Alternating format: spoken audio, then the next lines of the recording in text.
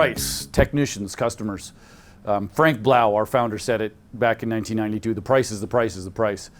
And while that sounds simple and trite, it is the right answer. That the price is just that, it's just the price. Yes, there's going to be customers that want to push it down and they still want to pay what we were being paid back in the 80s and 90s. What bothers me about the whole thing is that somehow technicians have subscribed to this idea that I'm only worth X number of dollars per hour. That's the problem with pricing and technicians. The price can be whatever the price needs to be. That's irrelevant and it's disconnected from the technicians. The trouble is technicians associate themselves with that number. They're like, oh man, that's a lot of money. Am I really worth that? It's not up to you to say that. That's what it costs to do that business.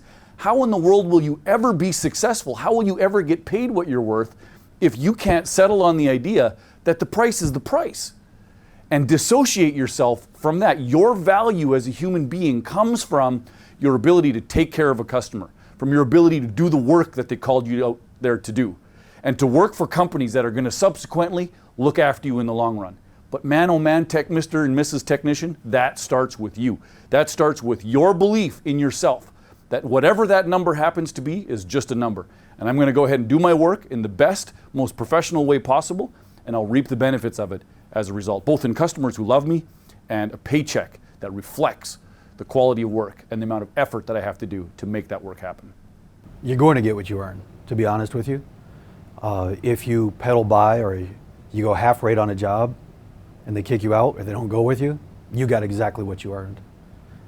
However, if you provide a great level of service, you're technically proficient, you listen and understand exactly what they need, and you're aware of the products, you will get what you have earned, the work you put forth. So let's look at earnings. Earnings are not something that are just given, right? They're not a giveaway, they're not charity. There's some sweat involved. And again, we're not speaking to simply the technical aspect, that's expected. But you will get what you earn. And however you invest in yourself, that's your return.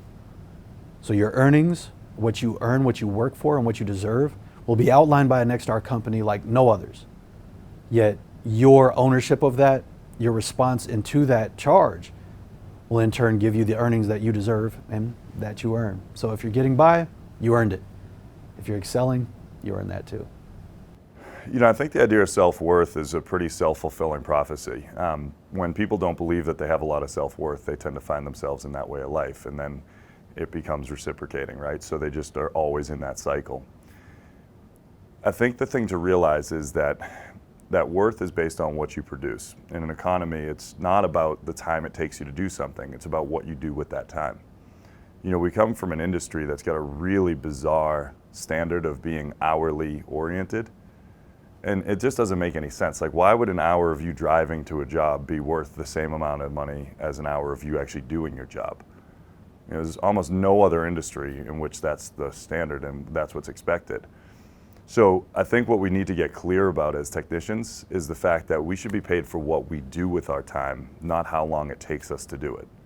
And that's why, you know, upfront pricing and everything that we've helped to develop here and was born out of the Nexstar programs is so critical.